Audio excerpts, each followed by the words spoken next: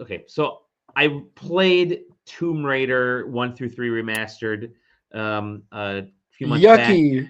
Hey, no, they're fine. It's and I think I mentioned before the Tomb Raider remaster games are they're they're of the era, purposefully of the era. You can't really go too modern with controls and other things because it'll break what the games are meant to be. What the games are meant True. to be, and especially in this, they're meant to continue that classic feel. Because once you start getting too crazy with controls, with visuals, um, then you're kind of gonna, like I said, break what the game is. So I have been playing Tomb Raider 4 through 6, the remastered versions of that, and I'm gonna hit this sucker to play. And uh, Tomb Raider 1 through 3, like those games, they get progressively better as you go along. Like Tomb Raider 2 and 3 are some of the best, even of that era, but still hold up pretty well. 4 through 6 get kind of progressively not as good as you go along, because this was the twilight of that original Tomb Raider sort of series. They started trying some funky things with 4, and then 5, and then 6 is just, they're just all over the place. Six is a mess. I'm Is there one sorry. called like Yeah. Dark Angel or something? Yeah, Angel of The Darkness. PS2 ones, when they went into that era, because they had like, Yeah. then they went to like Underworld and Yeah. Anniversary. Anniversary was great. Anniversary Yeah. was the remake of 1, Yeah. kind of, but not really. So- But was.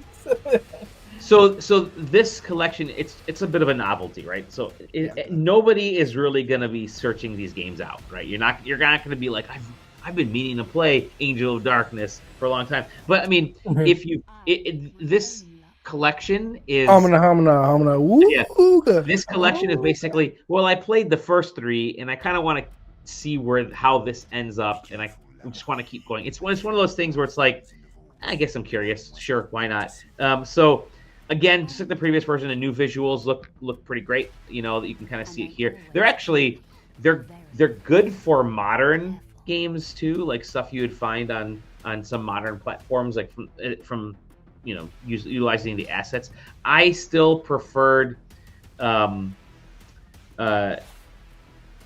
in the older style visuals, the PS1 and the because the lighting can, again, I mentioned it with the first collection, same goes with this. The lighting, it's just so dark, and it's difficult to see some of the details that you really need to see to get through it. It's like, look at it. This stuff is really dark. This is like you light up that screen quite a bit. So you kind of Angel of Darkness for a reason.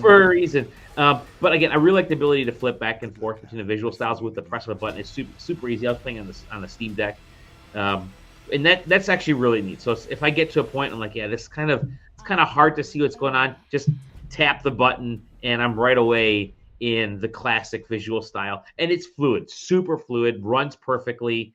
That works all good. So again, I just kind of would hop back and forth. I don't love the user interface. They did that with the first 3 games. Doing it again here, where they're keeping that old school style UI, and you don't really need to. Like, sure, the visuals I understand, but that old UI just doesn't.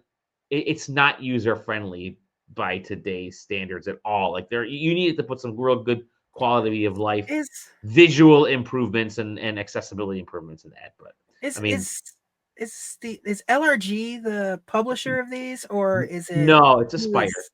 Aspyr. Yeah, Aspyr. So, I mean, it they try to get this, like, those aspects to look like the 90s, but I get it. But like, nah, you don't have to.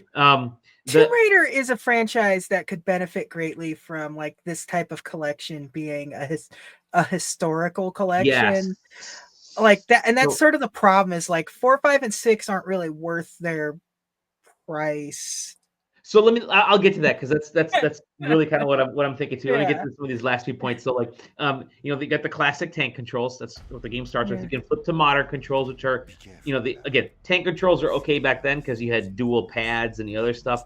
The modern controls, what's actually kind of interesting about the modern controls is at first, still they feel off because I'm so used to like modern platforming these games game. were never but- meant to be played with a controller. Like the original Yeah. Tomb Raiders were keyboard games. I mean, like they were PC games. So Right, always, but and so the modern controls, what I'm getting to is like they've actually done an admirable job of keeping what made these games feel, what made them function like back then and control back then.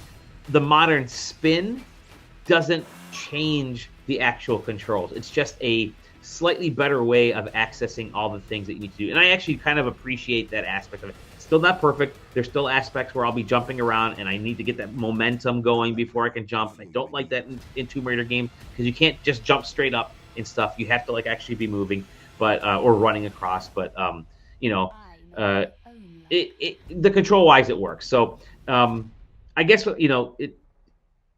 there's no real need to grab this collection unless you kind of want to have this whole complete Tomb Raider thing. The first three, sure, they're fun. They hold up. These games, I guess, hold up, but they're just not great games. Like 4 is fine, 5 and 6 not fine. 1, 2, and 3 are historically significant. Yes. So these are just kind of there. They were getting away from what Tomb Raider was because they had all kinds of other games were coming out at the time. Technology was zooming past it, new platforms. Well, we were also in a time where if your franchise went beyond a trilogy, it was considered old and can't make anything new, huh? Yep. And so these were really getting to the end of that original Tomb Raider era. Again, I mean, these are probably gonna come out in a collection with all 6. Like you're gonna get all 6 of these Tomb Raiders all at once. And the thing that's missing with these, and you mentioned it, JJ, and that's kind of the main point, is even the first set of 3 games is there's no, outside of a few like, hey, here's some images. Because I was flipping through some of the images and stuff that you can look at, and some of the just some light sketch stuff, and it's like, okay, that's cool, but it's not really a historical thing. Like I want this, like, do videos, like people talking to the developers, or here's some cool audio stuff that wasn't in the final game that let's talk about. Like there could be something really kind of interesting, and I really feel like Digital Eclipse has reset the market for what these collections need to be. Like I no longer just want these games. If I want to get these games, I'll buy them cheap on GOG or whatever.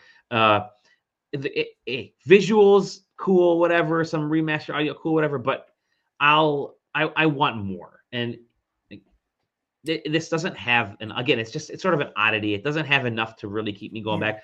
I'm not going to hurt myself trying to get everything, in these games. I don't think anybody will. I don't think anybody wants to go back. Go the first Tomb Raider games, go ahead, get, unlock everything, that first collection, because they're decent, decent games even by today's standards. These 3, not nearly as enticing, and there's just nothing to really bring you back. So I don't want to say I'm disappointed, because they put that shine on these games. They did a great job of bringing these up to speed like the previous ones, but there's just nothing to buy nothing within this collection that really screams like it's a cool collection. They weren't super popular now. They were then. They won't be super popular now. Give me some more stuff to make me want to come back. And you make a good point where it's like, there are some collections that are nice that they exist. Like maybe they shouldn't exist, but they're hard to get.